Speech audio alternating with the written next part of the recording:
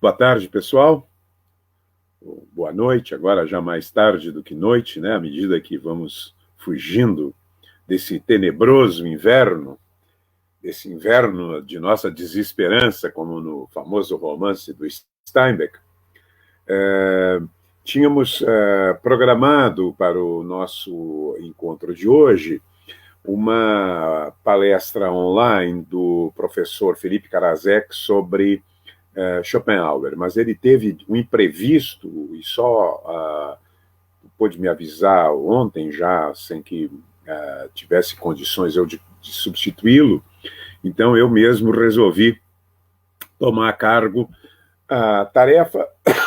Essa palestra sobre Schopenhauer fica para outubro, porque na semana que vem, dia 22, temos a queridíssima professora lá da PUC, minha amiga de muitos anos, Janaína Baladão de Aguiar, que vai falar de uma autora que foi um sucesso literário dos anos 80, um sucesso extraordinário.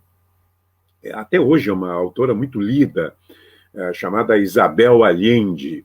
Né? Ela vai falar especificamente, creio, vai falar da obra, mas vai falar centrada na Casa dos Espíritos, né? Um romance que abriu as portas mundiais.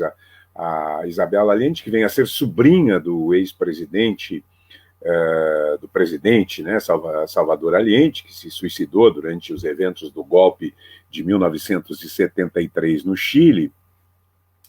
Então, é uma escritora que...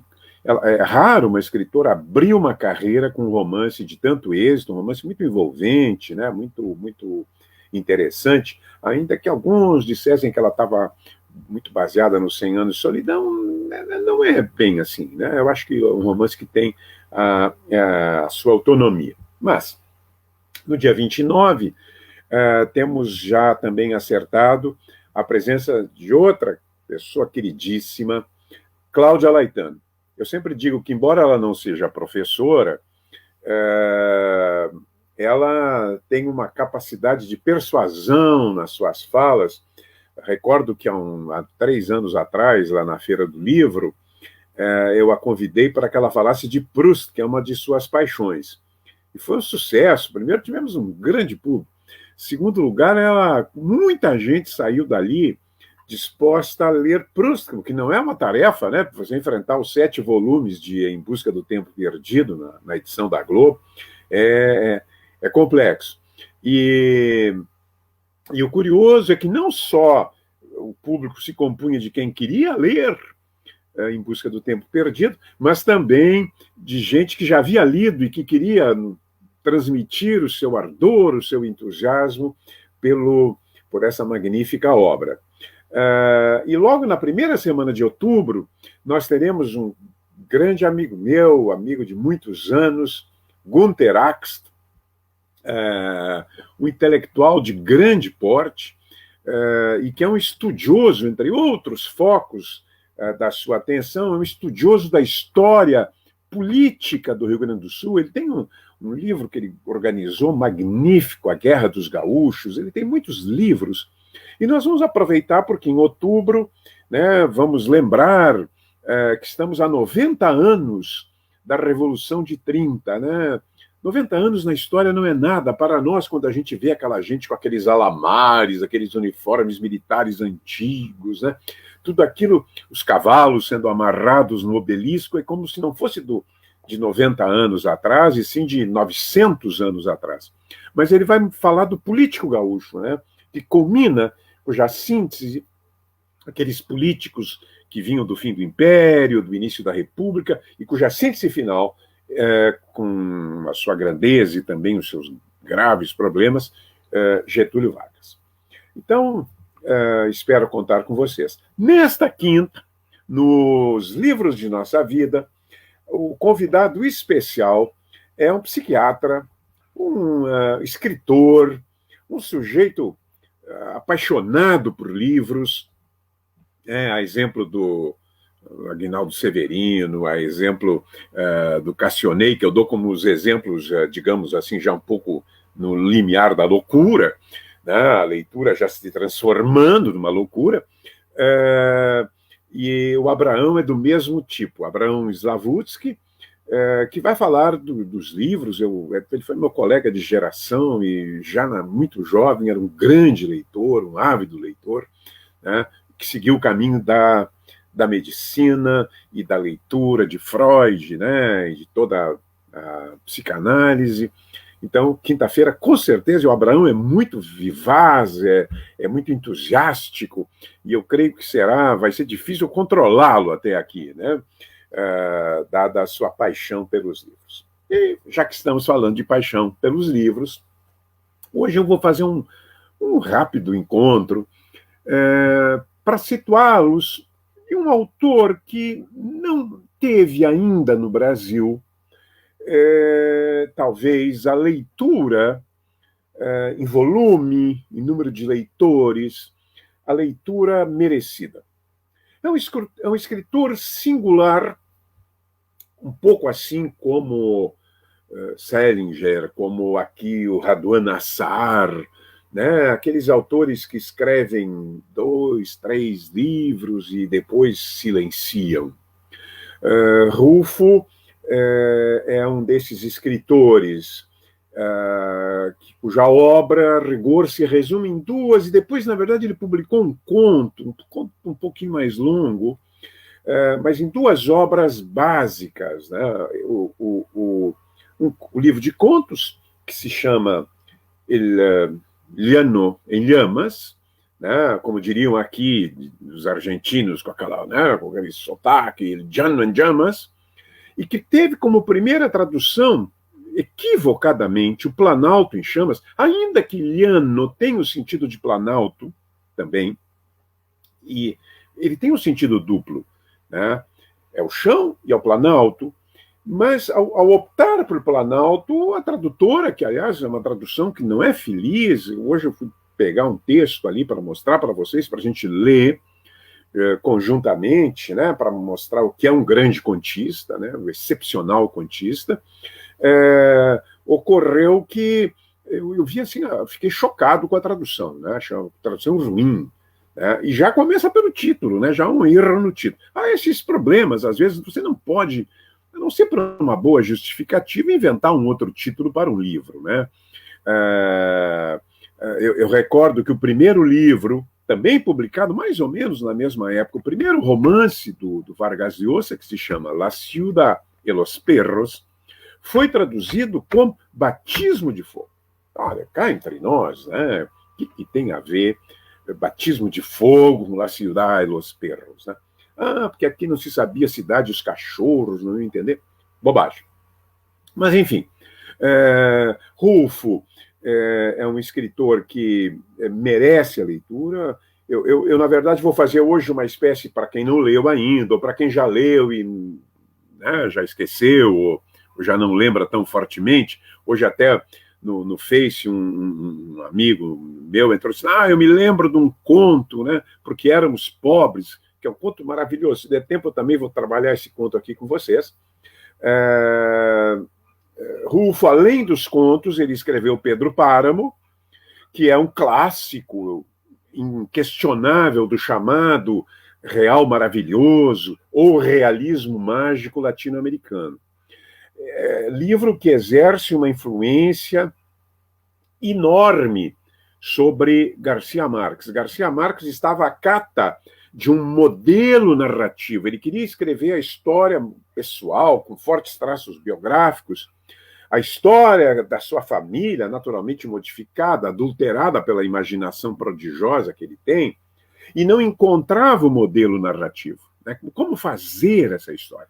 E ao ler Pedro Páramo, né, que a visita que começa com a visita de um jovem amando da mãe que está procurando seu pai, e ele entra numa cidade, né, Comala, e que depois, na metade do livro, até antes, nós vamos descobrir que se trata de uma cidade de mortos.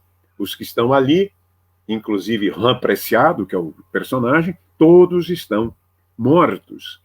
Então, Ele não estava criando o realismo mágico. A primeira obra que poderia ser enquadrada no realismo mágico, claramente, conscientemente, é O Reino desse Mundo, do cubano Alejo Carpentier, de anos antes. Rulfo leu, mas, sem dúvida nenhuma, esse é um texto, Pedro Páramo é um texto extraordinário, e o Garcia Marques diz assim, olha, se não fosse Pedro Páramo, eu não teria escrito 100 Anos de Solidão, né, naquele modelo de narrativa, onde o mágico, onde o mítico, né, onde a consciência mítica de mundo interfere e é dada como natural, é dada como se fosse a própria realidade, essa mais imediata, essa a que nós submetemos pela nossa lógica, pela nossa racionalidade. Então, vejam que é um escritor importantíssimo. Eu vou passar aqui uma foto, ele exerceu com brilho, né, a fotografia. Tem um livro, saiu um livro até com 100 fotos dele, aqui em português, alguns anos, já vários anos atrás. Rulfo não viveu muito longamente, deixa eu me lembrar, que ele nasceu em 1917 e veio a morrer em 86, ele não tinha ainda 70 anos, né? E além dele ter de alguma forma secado, né, literariamente, ele dizia o seguinte: o que eu tinha a dizer eu já disse, mas sem dúvida nenhuma um processo depressivo associado ao alcoolismo corrompeu talvez o seu projeto imaginativo, né, ficcional, impedindo-o de escrever. Mas o que ele deixou já foi absolutamente suficiente. Eu vou passar aqui, vou mostrar aqui uma foto agora dele, né? Isso aqui é uma foto que ele próprio se fez numa região elevada do México. As fotos dele transmitem sempre uma sensação de solidão, né? Algo de desamparo, de vulnerabilidade. Essa aqui até não é tanto, né? Mas a sua obra é isso, né? A sua obra é o que a gente vai falar agora, né? Dos seus contos. Atormentado assim pela memória dessa infância infeliz, né? O Rulfo teve o pai e morto durante uma daquelas revoltas. O México era um país em revoltas permanentes. Além da Revolução Mexicana de 10, tivemos depois disso revoltas. Tem uma chamada a Revolução dos Cristeiros, que eu não vou entrar, até fui ler uma vez sobre isso quando li o Rulfo, que eu queria saber o que era. Não importa muito, mas nessa revolta o pai foi morto, foi assassinado, estava na sua fazendola lá, e foi uma fazenda média, e foi assassinado, né? E a mãe morreu em seguida e deixou o menino órfão, né? Com 12 anos. E o Rulfo, portanto, ele viu a ruína, né? A ruína da fazenda, a ruína familiar, viu os campos destruídos, abandonados, viu as estripulias dos militares, né? Dos guerrilheiros, viu bandos anárquicos que andavam armados pela região. Enfim, ele conviveu com a violência. A violência é um aspecto muito forte na sociedade mexicana, né? Ela não estava, como em outras regiões, como aqui no Brasil, em certos pontos localizados, né? Ela contaminou toda a sociedade, contaminou todas as classes, né? Aquela guerra civil que foi a Revolução de 10 e que prosseguiu em menor escala, digamos, até os anos 30. Então, ele, sozinho, ele foi colocado primeiro no orfanato, né? Que ele disse que pareciam reformatórios, né? Depois foi para fazendas de parentes distantes, onde passou sem deixar vestígios e ele se queixava nenhum apoio emocional, né? Quando adulto já não conseguiu concluir o curso universitário, né? Ele era dominado por um desses os infelizes da modernidade, como se costuma dizer, né? E aí viveu anonimamente em Guadalajara, no México, né? Nunca encontrou harmonia, né? Nunca encontrou serenidade. E, acima de tudo, assim, ao que dizem os seus biógrafos, né, ele foi acossado por um desolador sentimento de solidão que o perseguiu para sempre, né, e que o acompanhou até o fim dos seus dias, né, e que talvez tenha sido um dos móveis que o levou ao alcoolismo. Como no caso, acho que aqui do Onetti, né, aqui no Uruguai, a literatura refreou a sua tendência ao autoaniquilamento. Né? A literatura o salvou, a literatura salva muita gente. O Carlos Fuentes tem uma expressão muito bonita, ele diz que Rulfo era um frequentador do coração da dor, né? do núcleo da dor. Né? E essa percepção que ele tinha a partir do seu próprio sofrimento, do sofrimento humano, né? Com desvalia, isolamento, rancor, violência, uma espécie de perversidade natural que ele também encontra nas pessoas, constitui o motivo básico. Se tem um motivo, é o motivo esse aí, da violência e do desamparo, desses 17 contos do livro Chão em Chamas. E mesmo da sua única novela, né, que é sobre a morte. O próprio Fontes diz assim, a obra gira em torno da morte. Né? O Fuentes vira e mexe, o que temos é a morte. É o que ele fez na vida, na verdade. Ele escreveu uns roteiros cinematográficos que não são muito considerados, e o seu mundo é o Planalto, né? Il Llano, né? Llano, é o Planalto árido do México, né? O México esquecido por Deus, né? Como costumam dizer lá, em aldeias assim submetidas a ventanias abrasadoras, né? Ao fracasso econômico.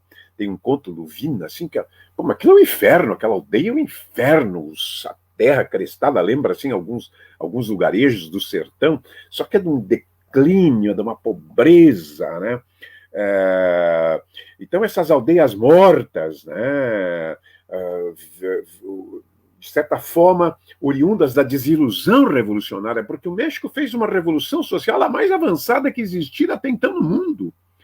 E essa revolução foi degradada. Esse é um grande tema da cultura, da literatura mexicana. É o tema do romance genial do Carlos Fuentes, A Morte de Artemio Cruz, né? O revolucionário corrompido, o revolucionário que se degrada, né? O revolucionário que se torna um poderoso cacique, um poderoso capitalista.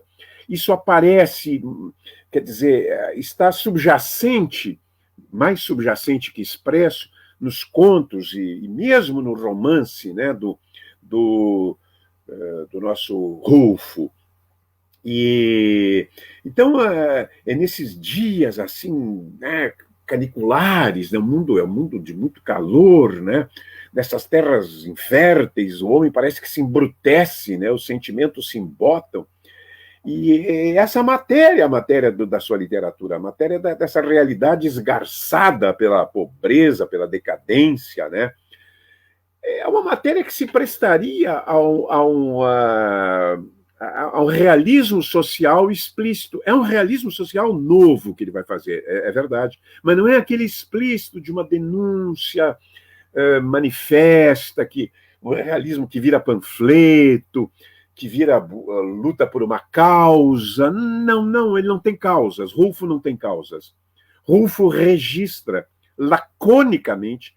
Ele é um autor da elipse, é um autor da supressão, é um autor de textos, lembra, num certo sentido, Graciliano, mas com uma poesia, às vezes, na prosa, e com uma qualidade técnica que Graciliano, embora seja um grande escritor, não está longe de ter, né?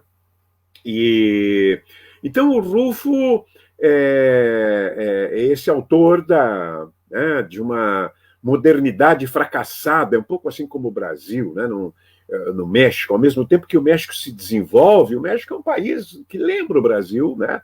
Ao mesmo tempo ficam esses mundos remotos, esses mundos perdidos, como foi também o sertão do Guimarães Rosa. Podemos aproximar Pedro Páramo, do Rulfo, que é um romance do realismo mágico, com o Grande Sertão Veredas. Mas em Guimarães Rosa há um triunfo né? Há um triunfo pessoal de Reobaldo, apesar do fracasso amoroso, do fracasso afetivo, que é parcialmente compensado pelo casamento do Reobaldo. Ele triunfa, ele é um jagunço que vira um fazendeiro, né? E no mundo do Rolfo não há triunfos, há apenas derrotas. Portanto, é uma literatura um pouco amarga. Para quem não gosta de literatura muito dolorosa, não sei se é recomendável. Mas eu acho que a gente tem que aprender a dor do mundo, né? E a literatura nos ensina, e muitas vezes as pequenas dores nossas do cotidiano se tornam migalhas, se tornam coisas residuais, intranscendentes diante da tragédia, né? Porque o Rolfo é um autor fundamentalmente trágico. O homem não consegue modificar o seu destino, né? Especialmente nesses contos, né? A história é a história de homens condenados pelas mais variadas razões, sejam sociais, né, sejam de um destino cego, impiedoso e cruel, o homem está condenado. São 17 contos. Eu escolhi um para que lêssemos, se não aborrecer vocês, que lêssemos um conto que eu considero extraordinário. Talvez não seja o conto número 1. O conto número 1 eu vou, talvez se der tempo, eu vou comentar com vocês. Não vou ler porque eu não digitalizei, porque não encontrei hoje também os contos em português digitalizados. A internet que tem tudo, mas ali quando eu entrei na página do Rolfo, vi que havia havia uma nota embaixo que várias páginas tinham sido interditadas, quer dizer, a editora do Rolfo estava atenta. Esse Chão em Chamas, traduzido originalmente com Planalto em Chamas, antes da gente passar para o conto, esse Chão em Chamas teve uma edição nova, é de um querido amigo meu de muitos anos, Éric Nepomuceno, atualmente ele vive mais em Buenos Aires que no Rio de Janeiro, e tenho certeza absoluta que essa tradução, que se chama agora Chão em Chamas, com certeza é melhor. Então, se vocês forem comprar, às vezes vale a pena você pagar, porque é um livro mais novo, né, um livro mais ou menos recente, vale a pena você pagar um pouquinho mais e ter a tradução, né, do estilo do Érico, que é um grande tradutor, viveu muitos anos na América Hispânica, é escritor, né, além de grande jornalista. Proponho a vocês, então, o seguinte, vamos ler um conto do Rolfo. Passar aqui. É um conto chamado Não Estás Ouvindo os Cães Latirem. No original não tem ponto de exclamação. Na tradução, essa que eu falo para vocês, que não é a melhor, aparece um ponto de exclamação que não ficaria mal. Eu acho que fica ambíguo, porque o Rolfo vai lidar muito com a ambiguidade. Nesse sentido, ele é moderníssimo, ele é atualíssimo.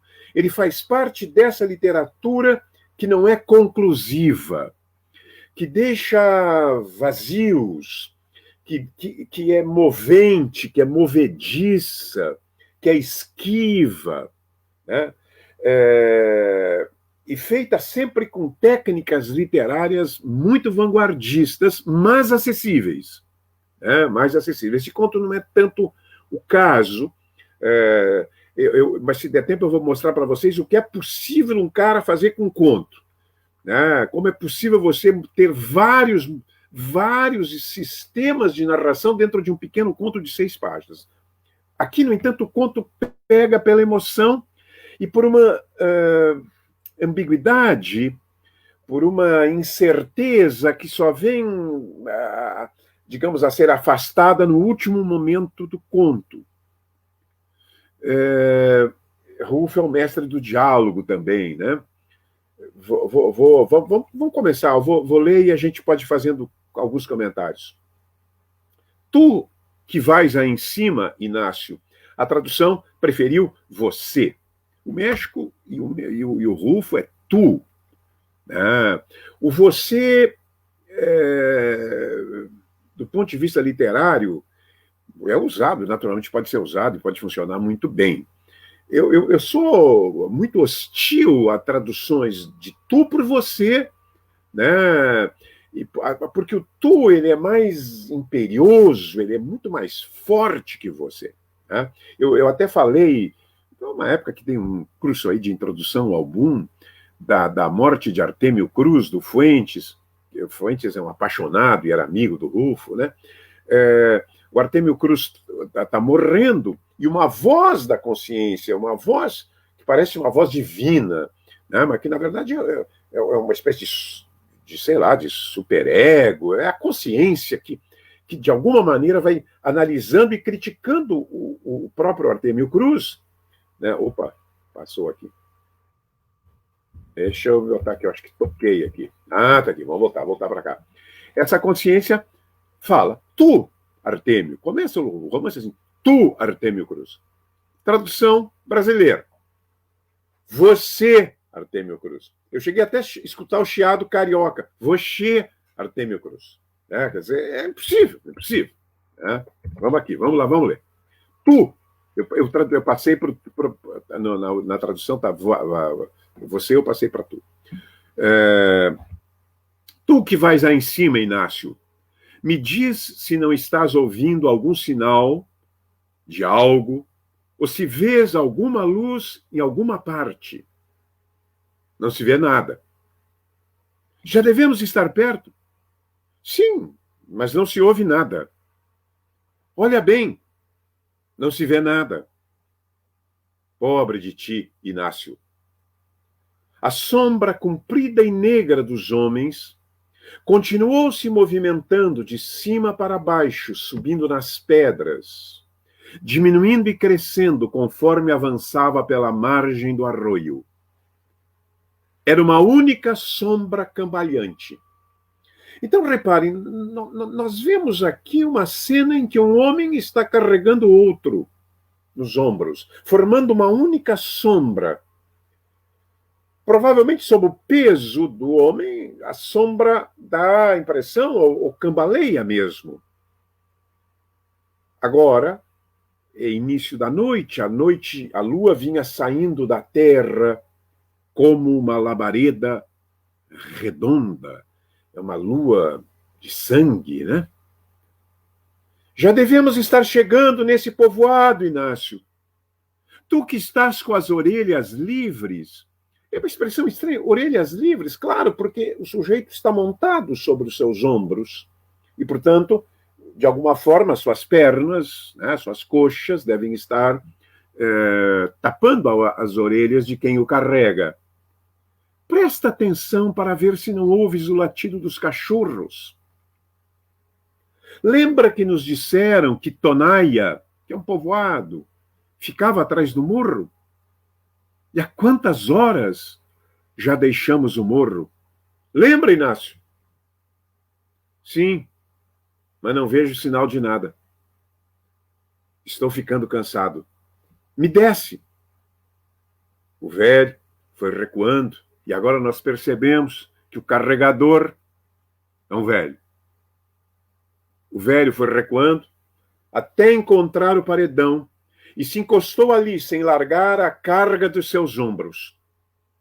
Embora já lhe dobrassem as pernas, não queria se sentar, porque depois não conseguiria levantar o corpo de seu filho, que lá atrás, hora antes, tinham ajudado a colocar em seus ombros. E assim o trouxera desde então. Então, nesse parágrafo, nós percebemos a situação nuclear. Um velho que carrega em seus ombros um filho. Nós não sabemos ainda a idade ou quem é esse filho. Né? Tudo isso será revelado pouco a pouco durante a narrativa.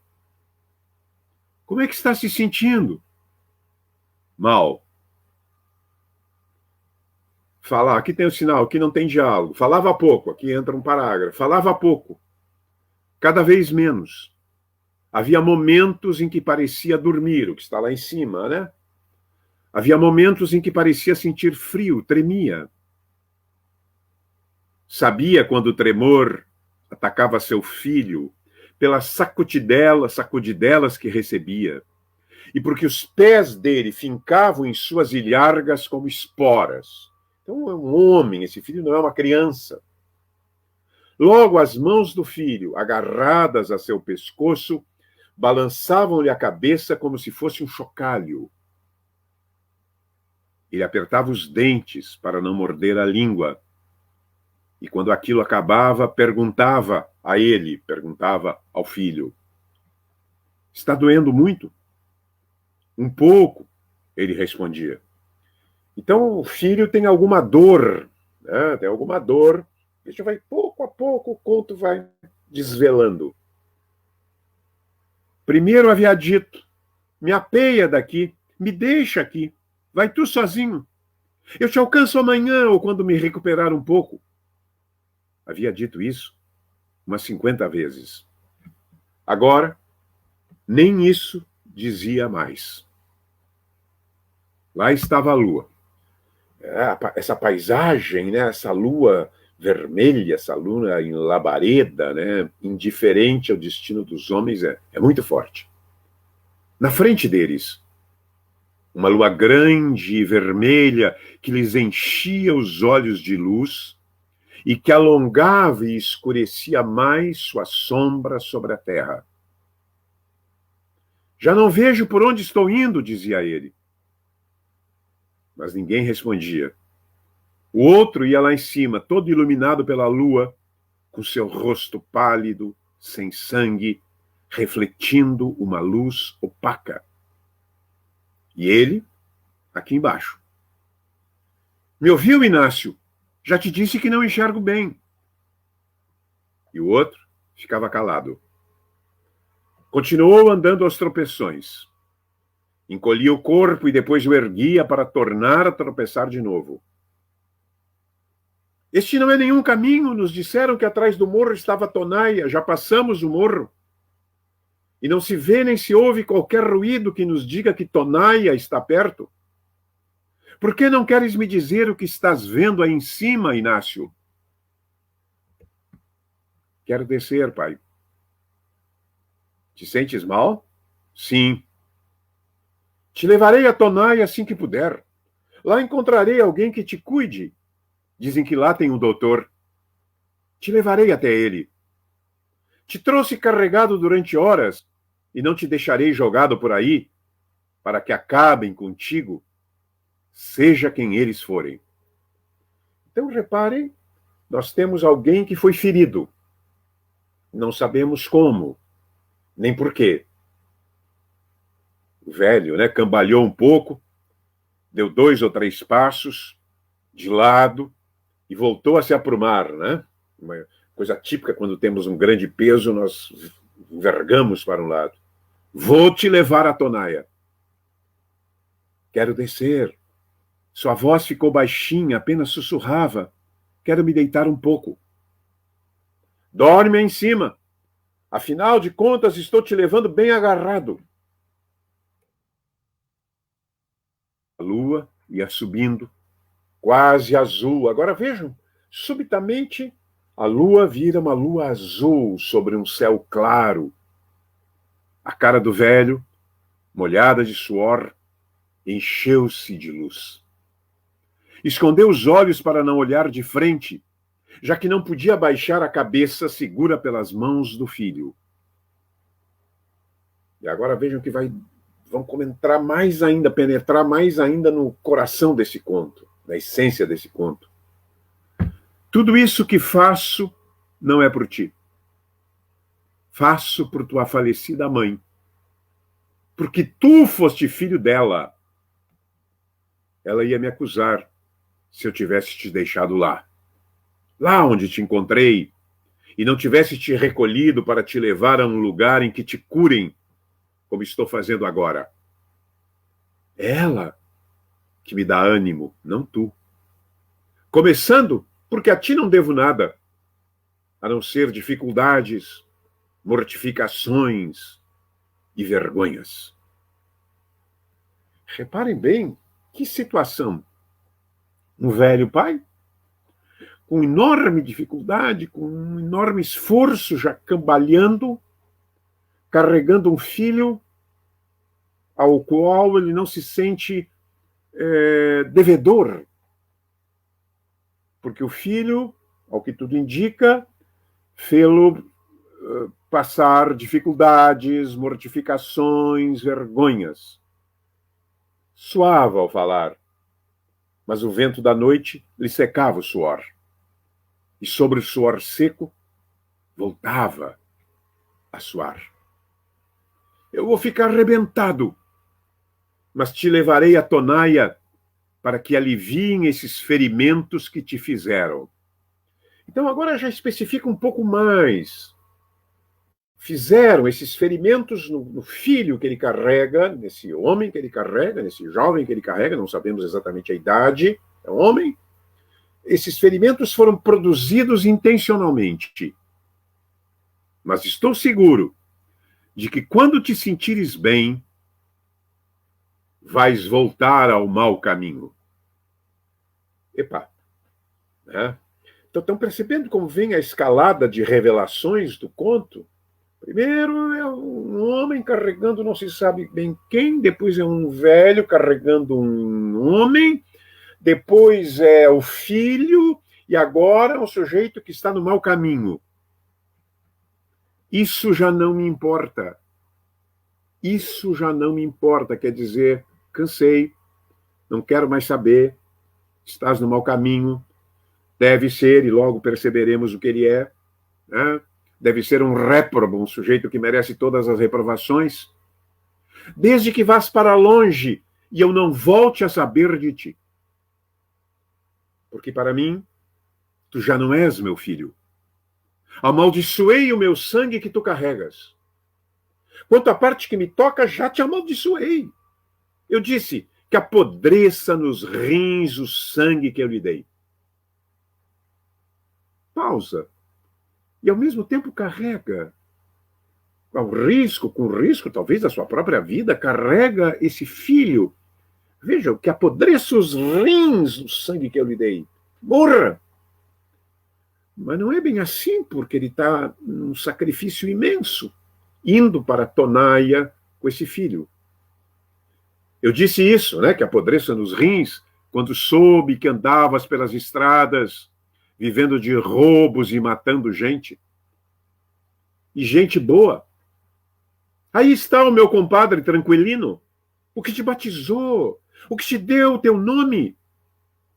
A ele também tocou a má sorte de te encontrar. O que aconteceu? Matou, porque ele mata, ou só roubou? Nós não sabemos.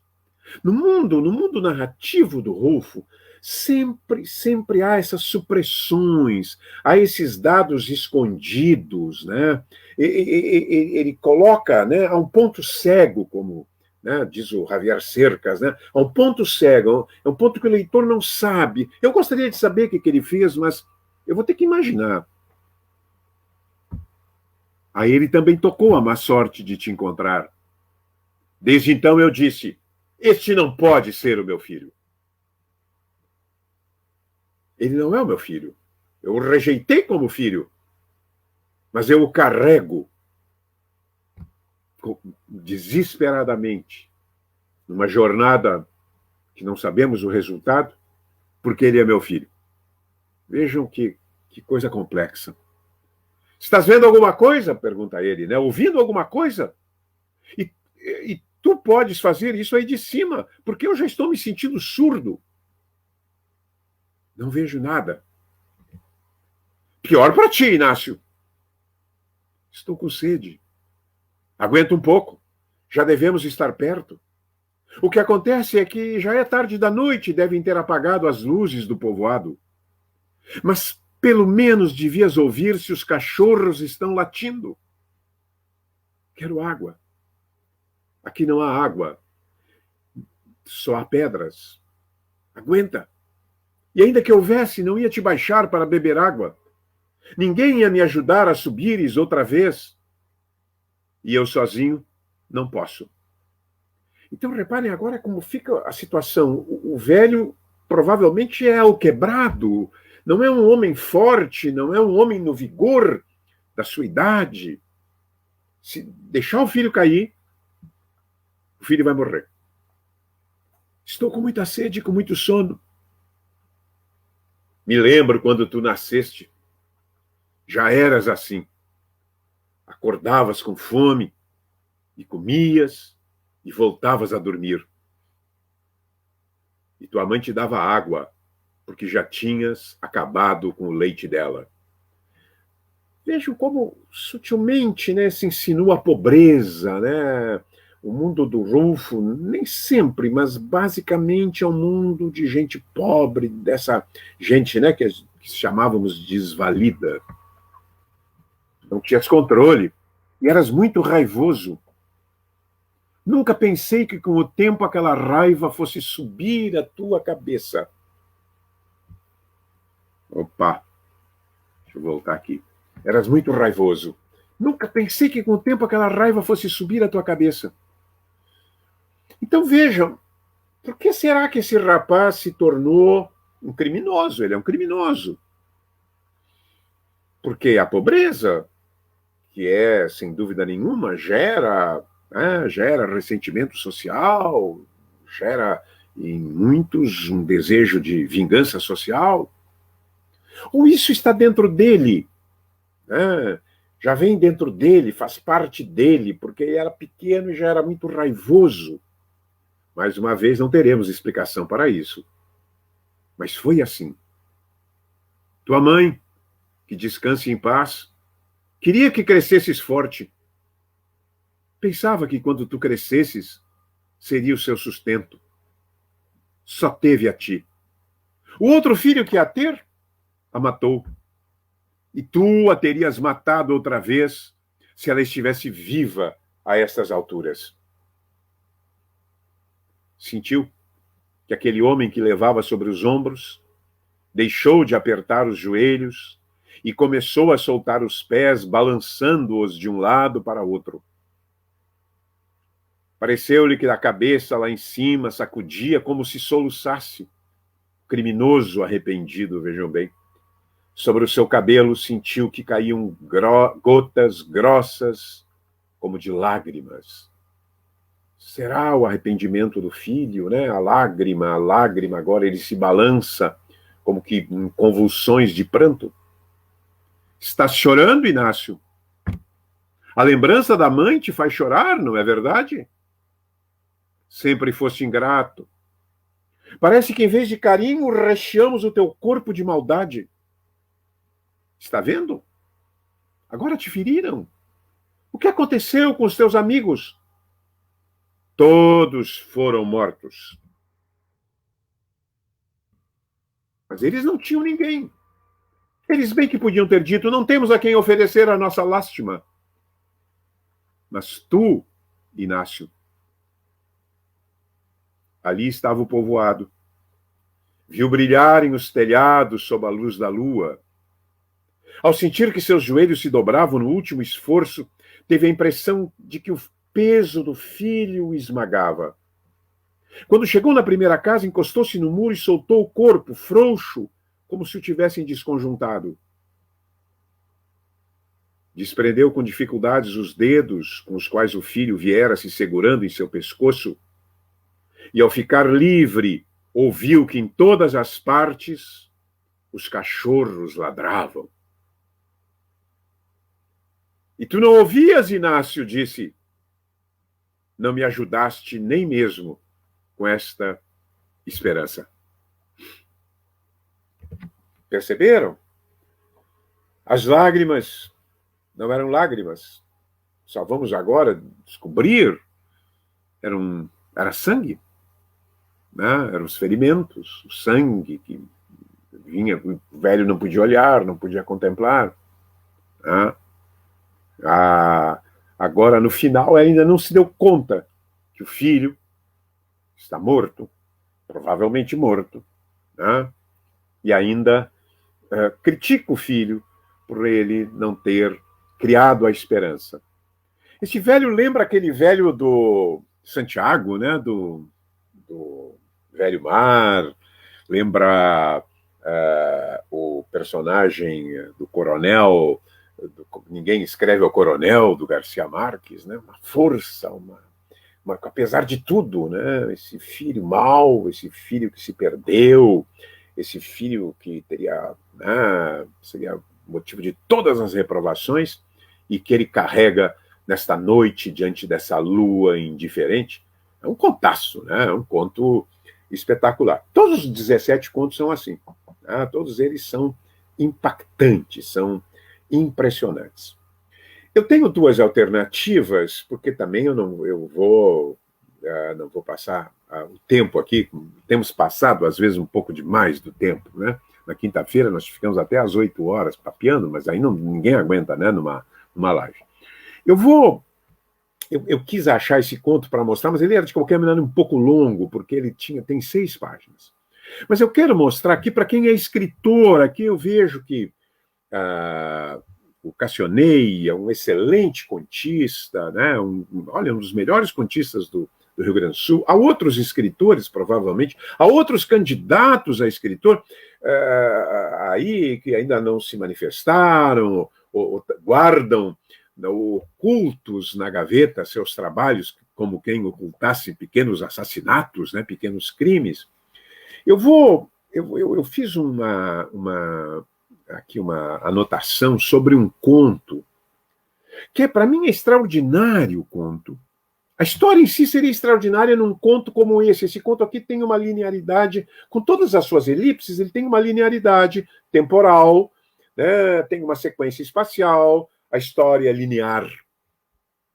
Mas tem um conto que também é fantástico, não é? Do gênero fantástico, é magistral, é maravilhoso, que é um conto que se chama Diga a Eles que Não Me Matem. Puxa, os 2 contos aqui, né? Eu ia, em homenagem a um amigo que está nos assistindo, ler um continho que é menor, mas não vai dar tempo, que eu recomendo com entusiasmo. É um conto tocante, é um conto porque éramos pobres, né? Quem tem esse livro, releia esse conto. Isso é uma obra-prima também estupenda. O conto que eu vou falar, eu vou contar, eu espero que vocês consigam me acompanhar. Desculpe eu não ter colocado o conto, porque como não achei, não ia colocar em espanhol, aí na hora a gente sempre empaca numa palavra, é ruim, né, usar o espanhol. Esse Diga a Eles que Não Me Matem. O conto que eu chamo é um conto dividido em sequências, onde o narrador vai mudando. A primeira sequência, e vai mudando também temporalmente o conto. A primeira sequência começa assim, no calor da hora, a gente chama isso em media res, no meio da coisa, né? Já começa no meio da ação. O protagonista, um homem velho chamado Juvencio, parece até aquele personagem do Garcia Marques, né? Juvencio Nava, um homem velho, pede ao filho um diálogo, começa com um diálogo, né? Que volte a um determinado local para que o filho implorasse pela vida do pai junto a um coronel. Junto a um coronel. Pois já se espalhara pela região, essa região do Planalto, esses desertos, esses povoados empoeirados, secos, né, que lembram o mundo lá do Pedro Páramo também, que vão matá-lo. Mas o filho reluta, o filho também tem medo. Ele diz, vou lá, eu tenho mulher, tenho filhos, são capazes de pegar e me fuzilar a mim. Porque no México era assim, né? A vida não valia nada. Mas o pai implora e ele acaba aceitando a incumbência paterna. Então, essa é a primeira sequência. Mas não tem uma divisão assim, né? Um maior espaço, um número, capítulo 1, capítulo 2. Não, vai indo dentro do conto, você tem que perceber. Sequência 2. Em uma terceira pessoa, o narrador objetivo, né? Mas que usa o discurso indireto livre. O discurso indireto livre é uma forma de você mostrar a consciência, o que está pensando o protagonista, né? Então, o narrador em terceira pessoa que usa, ele meio que se confunde com o próprio protagonista, como acontece com os ratos o tempo inteiro. Tanto é que tem gente que pensa que os ratos é escrito pelo próprio Nazianzeno, né? Terceira pessoa, o velho, o Juvencio Nava, já está prisioneiro dos soldados.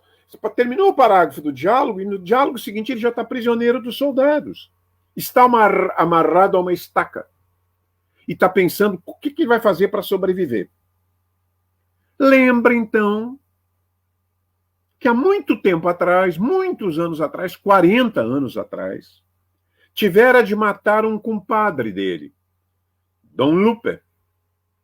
Dom Lupe, porque durante uma seca, o compadre, que era vizinho, lhe negara a passagem para o seu gado, a pastagem e água para o seu gado. E aí ele abria toda a noite, ele ia lá, arrancava a cerca e deixava o gado entrar no pasto e tomar água lá no vizinho, nos açudes, no açude, sei lá, não especifica. E aí um dia o vizinho dizia, eu vou matar um bicho se ele entrar aqui de novo. E ele mata um novilho do Juvencio. E o Juvencio vai lá e o assassina.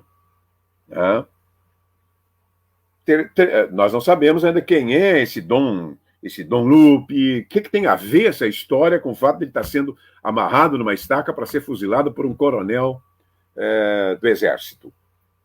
Sequência 3. Parágrafo seguinte. Monólogo interior do protagonista. Ou seja, passamos de um diálogo, passamos para um narrador em terceira pessoa com interferência do discurso indireto livre. No terceiro já estamos no monólogo. O terceiro já é um monólogo. Juvencio Nava recorda que após o assassinato de Dom Lupe, comprara a sua liberdade dando 10 vacas ao juiz e mais a hipoteca da sua casa. A esposa do compadre morrera de tristeza, né, pela morte do marido, e 2 filhos pequenos tinham sido enviados para muito longe dele e nunca mais se teve notícias. Mesmo assim, o protagonista, isto é, o Juvencio, continuava, ele está lembrando isso no seu monólogo, sendo perseguido e chantageado por vizinhos, porque gente que sabia do crime, mas gente má, como ele também, né? Fato que levou a mudar-se para um lugar chamado Palo de Venado. Palo de Venado. E ele se foi. Apesar de terem transcorrido mais de 35 anos, as chantagens prosseguiram, muitas vezes feitas por estranhos que sabiam da história e o chantageavam. Ao ponto que a chegada de cada forasteiro na região, Juvencio tivesse de se homiciar em um morro e ali passar vários dias. Olha que história, né? História bizarra e ao mesmo tempo fascinante. Tá, até aí terminou o monólogo, terminou não me lembro se 1 ou 2 parágrafos do monólogo. Tudo abruptamente, muda o foco. Terceira pessoa de novo com o uso do discurso indireto livre. Revelação do desespero de Juvencio, consciente de que para fugir de seus perseguidores gastara toda a sua vida, os melhores anos da sua vida, andando de um lado para o outro, fugindo, inclusive perdendo a mulher. A mulher chegou, não vou mais fugir, não vou mais sair daqui. E ele viver em solidão. Evoca, então, o dia anterior da sua prisão, quando os soldados a cavalo o tinham trazido, em meio à poeira, né, de Palo de Venado, onde ele morava, para o acampamento. Ele queria dizer aos homens que o soltassem, que nunca fizera mal a ninguém, que não queria morrer, ao mesmo tempo que examinava a terra, como se pela última vez, a expressão do texto, sentisse sua tessitura debaixo dos pés. Olha que bonito, né? Corte, cena 5, cena de agolada. O sargento comunica ao coronel, oculto dentro de uma sala, nós não vamos ver a cara do coronel, que ali está o prisioneiro. O oficial manda o sargento perguntar ao prisioneiro se tinha morado em Alima e se conhecera Dom Lupe, Dom Guadalupe Terreiros. O sargento reproduz as perguntas a Juvencio. Este diz que sim e que Dom Lupe já morrera. O coronel retruca do outro lado de uma parede feita de bambus, a cena impactante, sem nunca olhar para o cara, que aquele homem, Dom Lupe, era seu pai. E emite uma frase incrível, porque ela é cheia de significados dentro da vida pessoal do próprio Rulfo, né, que teve o pai assassinado na sua frente. É difícil, diz o coronel, é difícil crescer, sabendo que a coisa em que nos podemos agarrar para nos enraizarmos está morta. Olha que frase! É difícil crescer, sabendo que a coisa que temos para nos enraizarmos está morta. Muda imediatamente. Monólogo do coronel.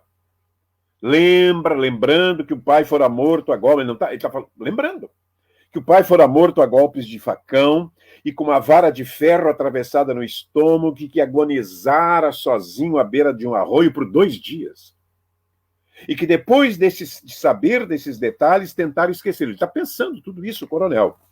Mas não conseguira suportar a ideia de que o assassino continuasse alimentando a alma podre com a ilusão da vida eterna. Estilo novo é maravilhoso, né? Continuasse alimentando a alma podre com a ilusão da vida eterna. 7ª sequência, diálogo. Estão percebendo? É um romance, é um conto fragmentado em olhares distintos. É puro Faulkner isso aqui, né? Mas no conto é muito difícil de fazer isso. E dá um resultado tão extraordinário quanto esse. Sequência 7, diálogo. O coronel manda executar o prisioneiro que, sem ver o algoz oculto, suplica por sua existência, dizendo que já pagara pelo crime, pagara mesmo, num certo sentido, pelo crime, vivendo durante muitos anos, quase 40 anos, como um pestilento, um sujeito portador da peste. Dentro de seu espaço, no entanto, invisível e onipotente, o coronel grita, um pequeno gesto de consideração, dizendo aos soldados que dessem ao condenado alguma coisa de beber, para que os tiros não lhe doessem muito. É maldade também, é generosidade, mas acho que é mais maldade.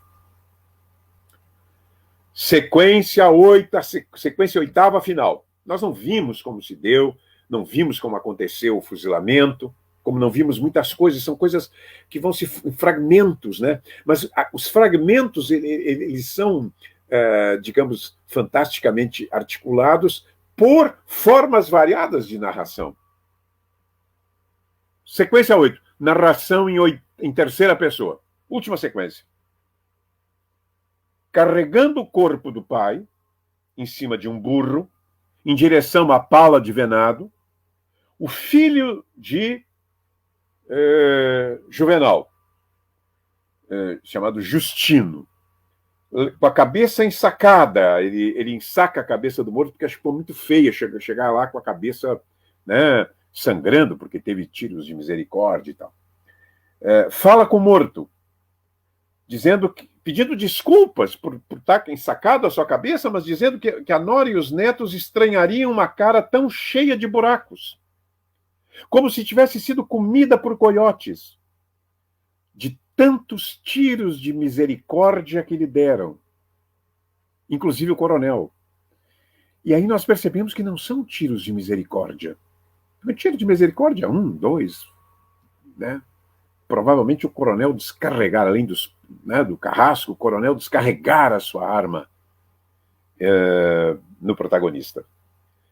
Vejam que complicada tessitura, né? Nós temos nesse conto tessitura estrutural, dramática, pungente, e como sempre o destino, né? O destino pairando violentamente, veementemente sobre tudo, né? E sobre todos. É um escritor, portanto, excepcional, né? Excepcional. Por isso eu digo, claro que eu fiz uma provocação quando eu digo que é o melhor livro não existe o melhor livro de contos, existem os melhores livros de contos do mundo, né? O que você vai dizer de certos livros do Tchekov, então, de certos livros do Borges, ou de alguns livros do Cortázar, ou até alguns livros aqui no Brasil, né, do Machado, se uníssemos os seus melhores contos, ou do Dalton Trevisan, do Rubem Fonseca, e assim por diante, né?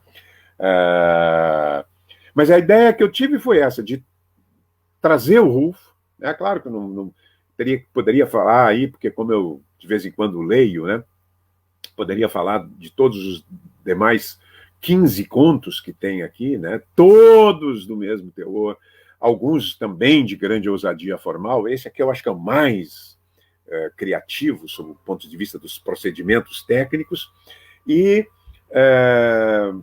A minha ideia é que quem não leu, né, saiba o que está perdendo. E quem leu há tempos, né, acho que não... Há livros que merecem ser relidos, né? Há livros que os quais nós anexamos novas leituras, percebemos outras coisas, né? São os clássicos, como diz o Calvino, né? Aqueles livros que continuamos a ler e a reler, e cada releitura tem algo de novo, algo surpreendente, algo inesperado, né? Para criar essa empatia que nós, leitores, temos com os livros. Então, era isso. Não sei se eu não pude ler aqui durante a apresentação, e agora menos ainda, porque eu não manipulo bem essas coisas aqui, né? Mas, enfim, se alguém quiser fazer algum comentário aí, agora, né? Depois eu vejo os anteriores, né? Essas tecnologias, eu sei que tem alguma forma de recuperar isso aqui no próprio computador, mas eu não estou conseguindo. Eu vi que entraram alguma, vi que o Cassionei estava aí. Maria Tomazelli, muito obrigado. Eu que agradeço a tua presença, é uma honra aqui nossas terças-feiras. Ana Motim, querida Ana Motim, poeta de primeira qualidade. Eu vou ter que dar uma diminuidinha, eu vou tentar tirar essa tela aqui. Como é que eu faço? Por favor, vou pedir a Tassiane, que é mais jovem, portanto, não vê com o terror, né? O terror do Pascal diante do cosmos, né? Acima está dizendo: posso sugerir um curso sobre Rufo? Muita riqueza em cada singular linha. É verdade, ele merece um curso, porque cada conto tem um foco, né?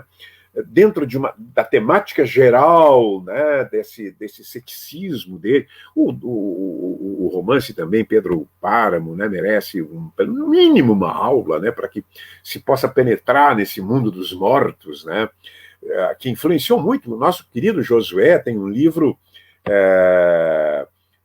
Depois do Último Trem, né, que é calcado no Pedro Páramo, né? E como eu disse para vocês, o Garcia Marques, assim, o Garcia Marques adorava o Faulkner, adorava muitos autores, Cervantes, é claro, como qualquer escritor, muitos autores, mas quando ele a descoberta que ele faz indo para Acapulco, que ele mente lá, que ele estava indo e de repente apareceu todo o romance na sua cabeça, a descoberta que ele faz mesmo é ao ler o Pedro Páramo, porque ele percebe que a história da sua família era tão hiperbolicamente extravagante que só o realismo, dentro das coordenadas do realismo mágico, né, ele poderia escrevê-la. Isso é mérito do Rufo, né? Então, claro, uma boa sugestão, na hora dessa, a gente faz um curso aí sobre o Rufo. Sérgio, repara na força dos próprios títulos dos contos. São contos... alguns, no entanto, não são incrivelmente dramáticos. Deixa eu ver onde é que está. Está aqui meu livrinho. Né? Essa edição aqui, se alguém lê bem espanhol, eu sugeriria, porque é uma edição comentada. Não é tão bem comentada quanto outros livros dessa coleção, mas é bem legal. A editora Cátedra de Madrid, ela tem muitos livros da literatura em língua hispânica, né? Deixa eu tentar achar aqui como é que se chama. Eu não sei, me lembro se é o Último Conto. Então, olha, ali é o nome de uma... Não é Anacleto Morones. É o nome de um local, de uma cidadezinha, né? Talpa. Eu acho que é Talpa o nome da cidadezinha. E tem uma história incrível, né? Uma história de alta dramaticidade. Eu agora me perdi aqui. Eu detesto o livro que não põe no início, né? Ou no fim. Então, esse aqui é no meio. Tem comentários escritos. Aí no meio, abre o livro e, de repente, tem lá. Aí você abre, não é aqui, é mais para trás. Por exemplo, eu não encontrei agora. Né? Mas eu acho que é tal. É um conto soberbo. E leiam esse Porque Éramos Pobres. É uma coisa tão tocante, tão linda, como poucos podem escrever algo assim. Então, bom, Então, vamos nos encontrar, quem puder. Na quinta-feira, será uma quinta-feira, tenho certeza, inesquecível.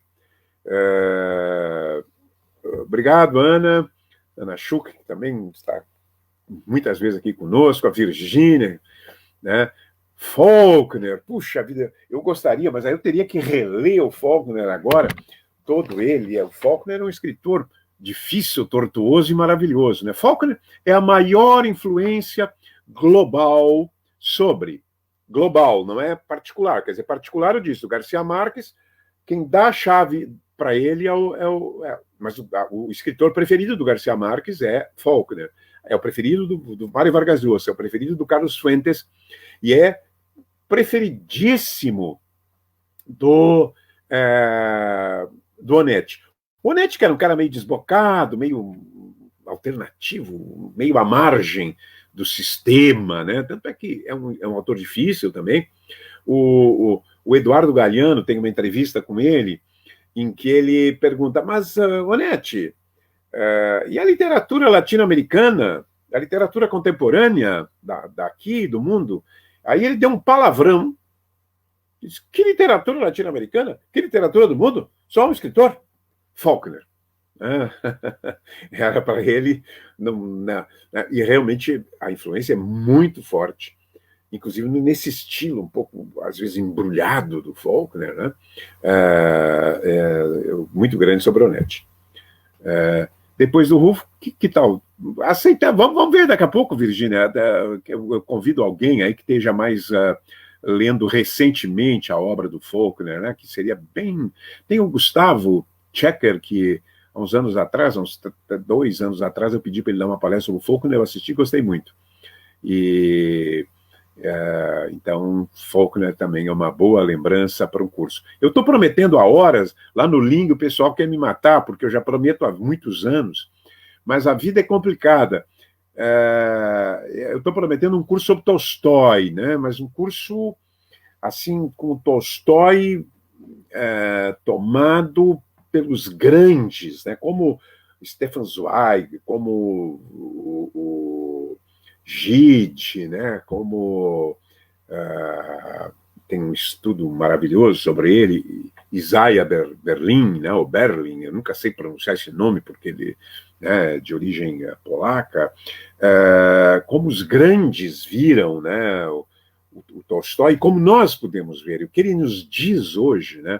O Guerra e Paz. Mas não tive tempo ainda de preparar. Nem a pandemia a gente trabalha mais que, às vezes, que no, preparando aulas, tendo que fazer material lá para as aulas, lá na URGS, e compromissos, enfim. Tá, muito obrigado, Guilherme. Até quinta-feira, Marinês, muito querida Marinês, boa noite, obrigado por estar participando sempre aqui conosco, dos nossos eventos. Quinta-feira, se assistirem, se puderes assistir, vai ter uma figura encantadora e semi-delirante, como muitos de vocês, né, por livros, né, ou se não, totalmente alucinada por livros. Certo? Valeu, gente. Então, até a próxima quinta-feira, quando teremos o Abraão Slavosky. Tchau.